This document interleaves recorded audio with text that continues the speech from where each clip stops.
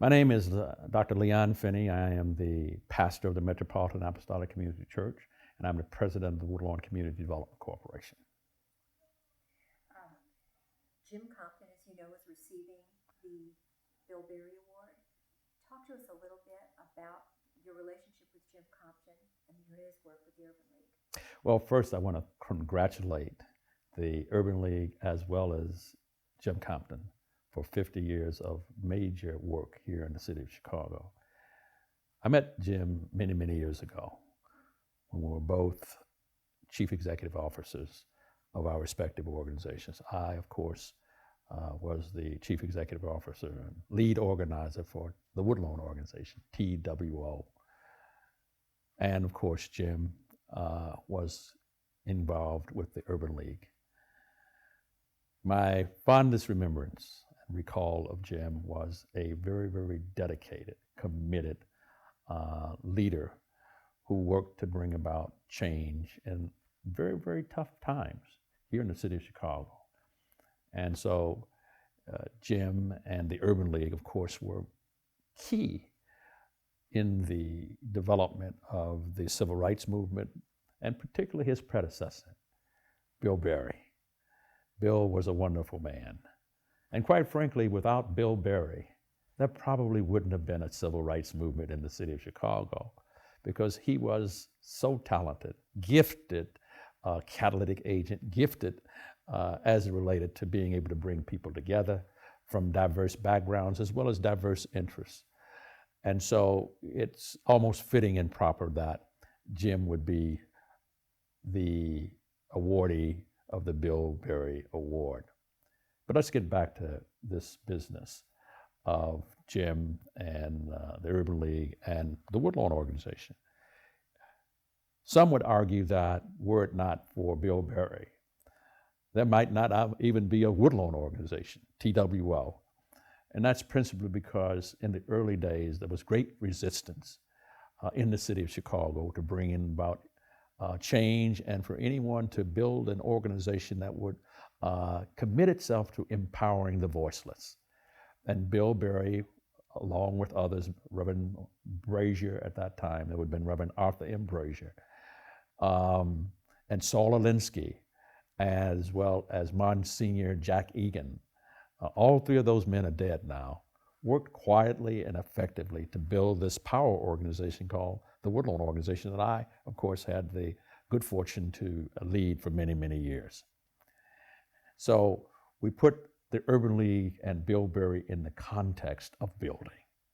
And that, I think, is the important thing to remember about the Urban League. It is a place to build. It is about developing a foundation, a network of relationships that are mutually supportive to bring about sufficient power and influence to affect change in difficult areas.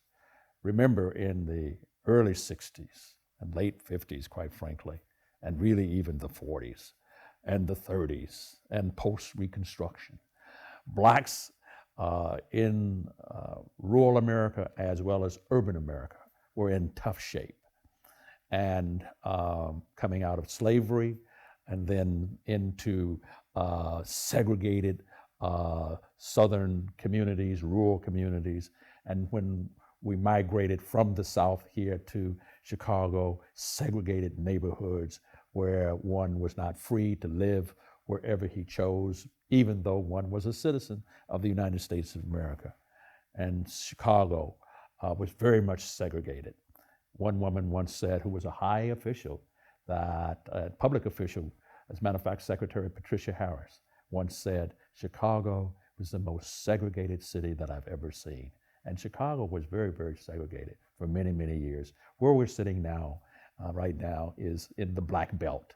And that meant, Black Belt meant that blacks could only live in certain places here in the city of Chicago, pretty much from 12th Street on the north to roughly 63rd Street on the south, Cottage Grove back over the state. The Black Belt, very segregated.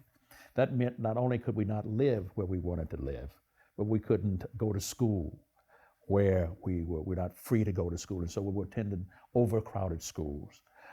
We were victims in many instances of slum landlords those who would prey upon those who had no voice to fight back. And so we were in difficult situations. Employment, forget it. We were not able to get a good job hardly anywhere coming into and out of the 30s into the 40s and 50s and even the 60s. Difficult to get a job even as a fireman. And the fire department here in the city of Chicago was very, very segregated. It was difficult to get jobs in public service organizations and or agencies. And if you did, you couldn't be a supervisor. So my point was that the employment was very, very difficult. No black bank tellers in the downtown banks. No black administrators in private industry, hardly at all. And so it was a tough time. And so we were often relegated to jobs here in the city of Chicago that were below what we would characterize as middle management. And we were always stuck at the job entry level.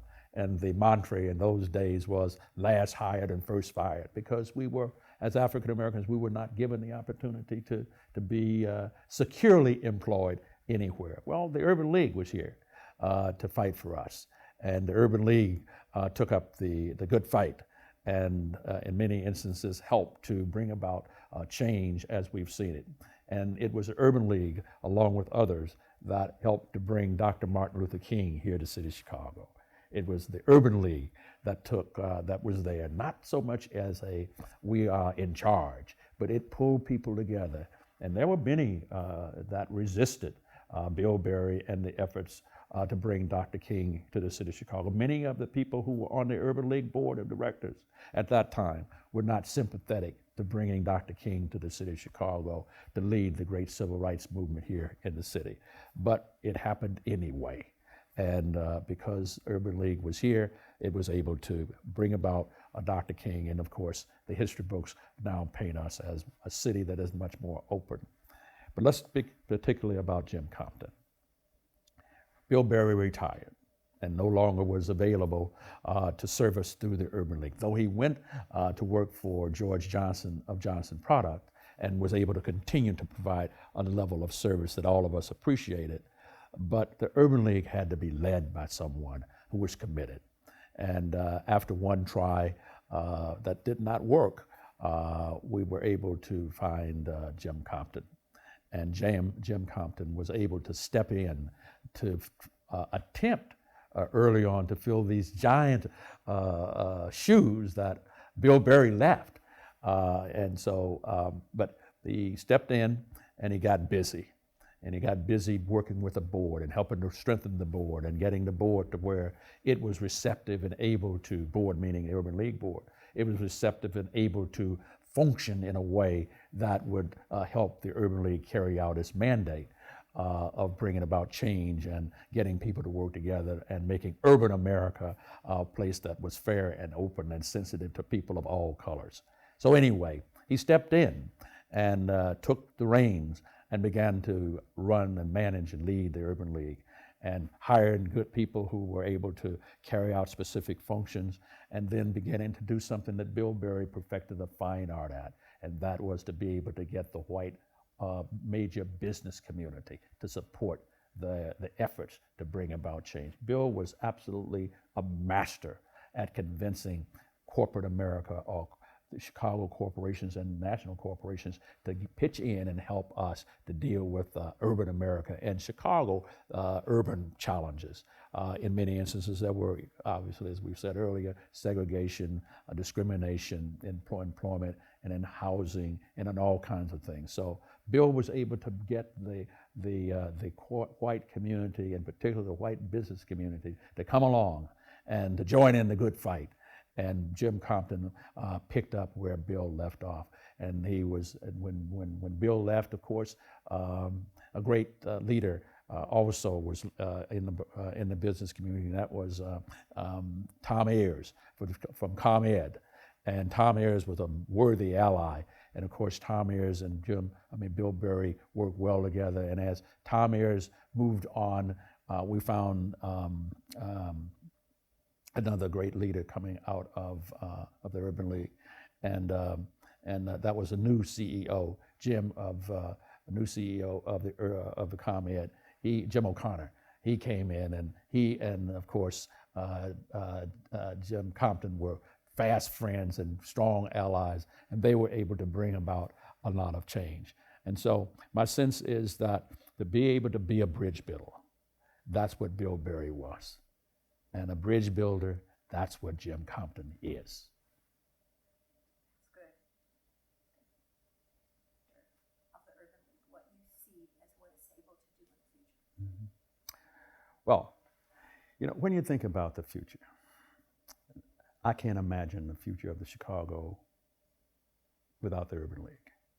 Just can't imagine it. And when we had an opportunity to join forces with the new executive director, Andrea Zopp, we were very, very clear and transparent, if you will, in our desire to partner with the Urban League, because the Urban League has the staying power. The problems of poverty now are crippling in urban America and in Chicago. Our tax base has dwindled seriously, and almost every taxing body is in deep trouble, including the city of Chicago. Our once great, strong labor unions at this particular point are really in desperate shape. Our state of Illinois is in desperate shape. And of course, our nation is in trouble. And so it requires an institutional capacity, if you will, staying power, in order to bring about the changes that are necessary to bring about. It will require new players and redefining and re-engineering new roles for people to play. We don't have the large business base that we once had in the city of Chicago. We don't have it any longer. We've lost many, many businesses here. We've turned more to a financial center. We don't produce the goods that we once produced here in the city of Chicago or in the state of Illinois. We've lost our manufacturing base that was so vital for us many, many years ago. Food processing that we used to handle here, we don't handle it anymore. So we've got new kinds of industries that we have to learn how to make work together in order to build a new kind of tapestry that we'll call the city of Chicago and the state of Illinois. That requires leadership that's flexible, that's adaptable, leadership that understands that in this particular course of run, while we have to have a stable, a certain amount of stability in order to be sustainable, we also have to be flexible. I like to say that for the future, we can't go by train track. We have to go by horseback. What does that mean? Train track means that you're just going to go from one point to the other and not vary. Horseback means you can go where the opportunities are.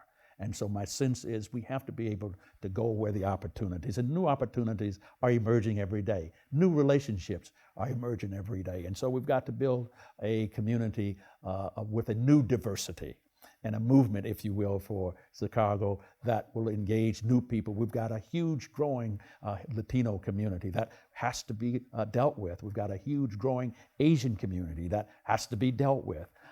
Even in the city of Chicago, we've lost 180,000 African Americans in 10 years to the suburban areas. That's a tremendous drain on the city of Chicago in terms of the African American population that was growing. And at the same time, we've seen a geometric growth in the Latino or Hispanic community. The new players. And so we're going to require new leadership and leadership that's able to be flexible enough to build new coalitions, and of course to build a set of relationships that are mutually supportive, that'll move us into the 21st century in an aggressive way. We have one last question and we'll let you go. Tracy is doing what she's calling her 50-50 project, and that is 50 years, 50 people that the Urban League has changed their life. She wants me for you to say how the Urban League changed you or your organization, what effect they had. Well, for sure. I am a lifelong leaguer, meaning that while I don't carry the card every day any longer, I believe that the Urban League and the leaguers are really the people who are going to be very, very helpful. There's no question that the Urban League has changed my life. Bill Berry was my mentor. Saul Alinsky, in terms of my organizing skills, one thing. But I stand on the shoulders of Bill Berry, and I stand thereby on the shoulders of my mentor. He taught me many, many things down through the years. I learned to negotiate relationships differently from a power position from Bill Berry. Alinsky taught me how to build power, but Bill Berry taught me how, with the power, to build relationships that could be lasting and be ever mindful that relationships matter and be careful to cultivate relationships every day of my life. And I'd like to think that one of the reasons why we've enjoyed what success we have is because of Bill Berry and his powerful impact on my life as a person. Without me, without Bill Berry, there would be no Leon Finney as we know him right now. We've gone so far as to name a building in Woodlawn, the Edwin C. Bill Berry building. It's the only building that a private organization has built in memory of Bill Berry, and that's because of the powerful impact he made upon the Woodlawn organization and the powerful impact Bill Berry made on Leon Finney.